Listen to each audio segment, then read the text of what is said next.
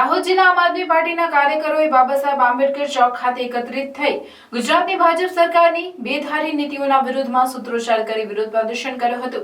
કેન્દ્રમાં છેલ્લા 9 વર્ષથી એનડીએની મોદી સરકાર સત્તામાં છે અને ગુજરાતમાં પણ 3 દાયકાથી ભાજપનું શાસન હોવા છતાં ગુજરાતની જનતા સાથે ભાજપ સરકાર અન્યાય કરી રહી હોવાના આમ આદમી પાર્ટી દ્વારા આક્ષેપ કરવામાં આવ્યા હતા।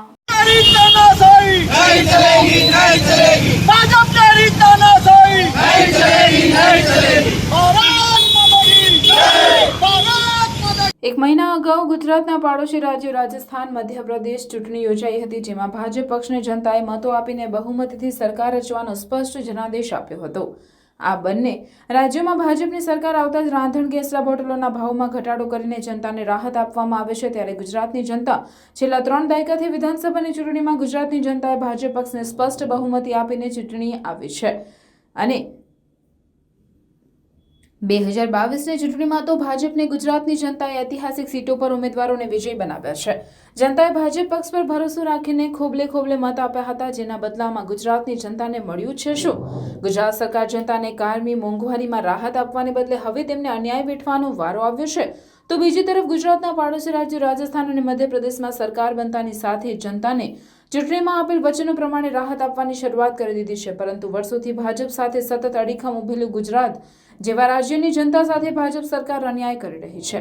હાલમાં કેન્દ્ર અને ગુજરાત રાજ્યમાં ભાજપની જ સરકાર છે, મોસાળામાં પીરસનારી છે, તો પછી ગુજરાત રાજ્યની મહિલાઓ સાથે બેધારી નીતિઓ વાપરીને મોંઘો ગેસ કેમ આપવામાં આવે છે? ગુજરાતની મહિલાઓને સરકાર લાભથી વંચિત રાખીને અન્યાય કરે છે, તે બિલકુલ અયોગ્ય અને ભેદભાવવાળી નીતિ હોય તેમ લાગી રહ્યું છે।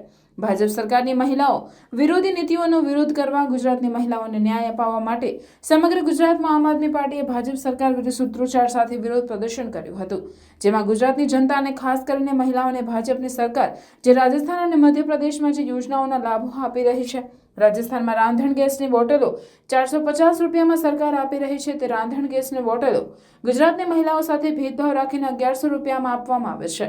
તો આવી મહિલાઓ સાથે ભેદભાવની નીતિઓ બંધ કરીને ગુજરાતની મહિલાઓને પણ ગેસની બોટલ 450 રૂપિયામાં આપવામાં આવે તેવી માંગ કરી આમ આદમી પાર્ટીએ કરી હતી।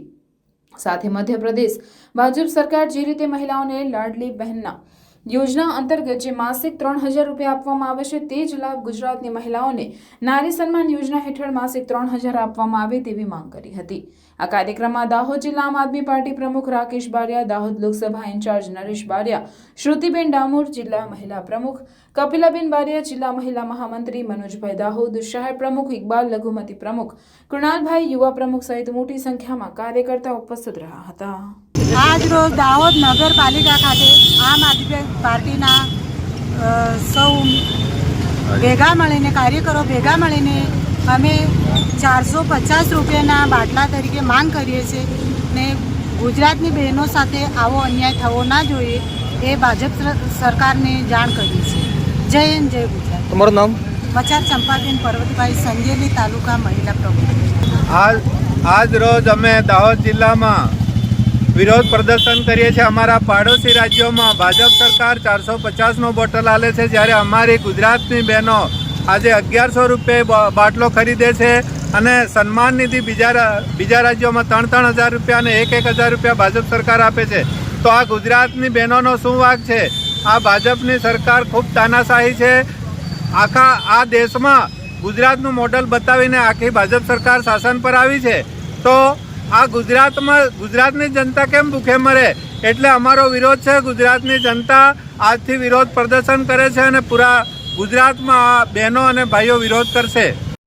આજરોજ રાજસ્થાનની અંદર જે વડાપ્રધાનશ્રીએ જાહેરાત કરી હતી કે 450 રૂપિયાની અંદર બોટલ આપવામાં આવશે, તો એ બોટલ આજે એમને ત્યાં 450 રાજસ્થાનમાં મળે છે, તો આજે અમારી ગુજરાતની બેન જોડે કેમ આટલો બધો ભાજપ સરકાર દગો કરે છે? જો ત્યાં આગળ બહેનોને 450 રૂપિયા બોટલ આપતા હોય તો ગુજરાતમાં કેમ નહીં? અને બીજી વસ્તુ કે અમારી બહેનોને 3000 રૂપિયા જે પૈસા મળવા જોઈએ એ પણ સરકાર આપે એવી અમે માંગ સાથે આજે આમ આદમી પાર્ટી દ્વારા પ્રદર્શન કર્યું છે, વિરોધ પ્રદર્શન। તો અમારી માંગ છે કે ગુજરાતની બહેનોને પણ 450 રૂપિયામાં ગેસની બોટલ મળે અને એમને ન્યાય મળે એવી માંગ સાથે અમે આજે વિરોધ પ્રદર્શન કર્યું।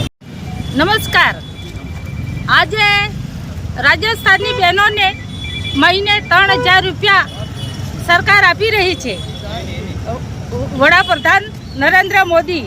તો રાજસ્થાનમાં એમની ચાલુ સરકાર હમણાં આવી તો એમને 400ની મહિલાનો 3,000 રૂપિયા મહિને સન્માન રાશિ આપે છે. તો ગુજરાતની બહેનોએ શું ગુનો કર્યો કે ગુજરાતની બહેનોએ શું તેમની વોટ નથી આપી કે ગુજરાતની બહેનો પાસે કેમ અન્યાય કરી રહ્યો છે? આ ભારત દેશ એક છે, વડાપ્રધાન પણ નરેન્દ્ર મોદી છે, તો ગુજરાતની બહેનો સામે કેમ અન્યાય કરી રહ્યો છે?